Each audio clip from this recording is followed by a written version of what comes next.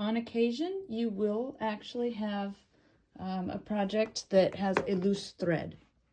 And there's many reasons why this could happen, but obviously this one does not have as much tension as the rest of them.